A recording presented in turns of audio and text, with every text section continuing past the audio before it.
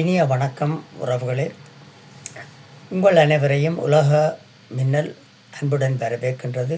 நான் இன்று பதிவிடப் போகும் தலையங்கம் என்னவென்றால், கனடாவில் வேலைவாய்ப்பின்மை உண்மையில் என்ன நடக்கிறது என்பதை பற்றி பார்ப்போமா? இது முக்கியமான விடயம். எனவே இதை உங்களுக்கு தெரிந்தவர்கள், நண்பர், உறவினர்களுடன் பகிர்ந்து கொள்ளுமாறு வேண்டிக் கொண்டு, கனடாவில் வேலைவாய்ப்பின்மை அதிகரித்து வருகின்றது. ஆனால் இதற்கான காரணங்கள் சாதாரண வேலை இழப்புகளை விட மிகவும் ஆழமானவையாகும். 2023 தொடக்கத்தில் 5% இருந்த வேலைவாய்ப்பின்மை விகிதம் 2024 செப்டம்பர் மாதத்தில் 6.5% உயர்ந்துள்ளது. இதை கேட்டவுடன் பலர் வேலைகள் குறைந்து விட்டதா என்று நினைப்பார்கள். ஆனால் உண்மை அது அல்ல. இதற்கு பல்வேறு காரணங்கள் இருக்கின்றன.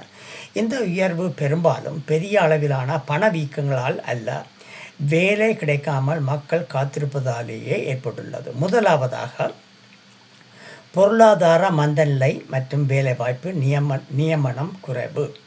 முன்பு பொருளாதாரம் வேகமாக வளர்ந்த பொழுது நிறுவனங்கள் அதிகமான ஊழியர்களை தேடின. ஆனால் தற்பொழுது பொருளாதாரம் சற்று மந்தமானதனால் பல நிறுவனங்கள் நிரப்பப்படாத வேலைவாய்ப்பு இடங்களை நீக்கின, புதிய நியமனங்களை குறைத்தன, உள்ள ஊழியர்களை பணி நீக்கம் செய்யாமல் வைத்து கொண்டன. மீண்டும் பொருளாதாரம் எழும்போது ஊழியர்கள் கிடைக்கப் போகாமல் போகுமோ என்ற பயத்தில் நிறுவனங்களுக்கு உண்டு. அதனால் தேவைக்கு அதிகமான ஊழியர்களை கூட அவர்கள் தக்க வைத்து கொள்கின்றார்கள். இரண்டாவது, அதிகமாக பாதிக்கப்படுபவர்கள் இளைஞர்கள், புதிய குடியேறியவர்கள். அதாவது ஒவ்வொரு வருடம் புதிதாக குடியேறுபவர்கள் எண்ணிக்கை கூடிக்கொண்டே போகின்றது. அது கூடிக்கொண்டு போகும் பொழுது போட்டிகளும் அதிகரிக்கின்றன. புதிய குடியேறிகள் வேலைவாய்ப்பின்மை அதிகரிப்பால் இளைஞர்களும் புதிய குடியேறிகளும் தான் மிக அதிகமாக பாதிக்கப்பட்டுள்ளனர். இந்த இரு குழுக்கள் சேர்ந்த தொழிலாளர்கள் தொகையில் மட்டும் சுமார் 25% மட்டுமே. ஆனால் 2023 ஆண்டுக்கு பிறகு ஏற்பட்ட வேலை வாய்ப்பின்மை உயர்வில் சுமார் 75% இவர்களிடமிருந்தே வருகிறது.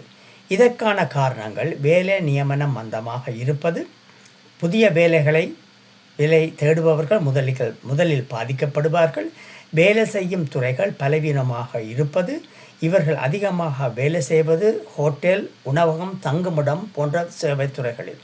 இத்துறைகளில் வேலைவாய்ப்பு வளர்ச்சி சமீபத்தில் குறைந்துள்ளது.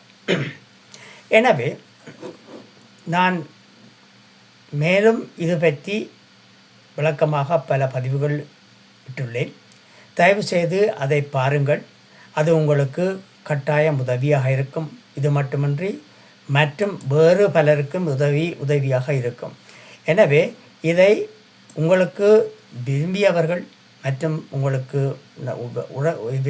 உங்களுக்கு தெரிந்த உறவினர்கள், கனடாவுக்கு புதிதாக குடிபுக வர இருப்பவர்கள் மற்றும் உங்களுக்கு விருப்பமானவுடன் பயந்து கொள்ள வேண்டும். ஏனென்றால் அவர்கள் இங்கு வந்து கஷ்டப்படக்கூடாது என்பதுதான் இந்த பதிவின் முக்கியமான கருத்து.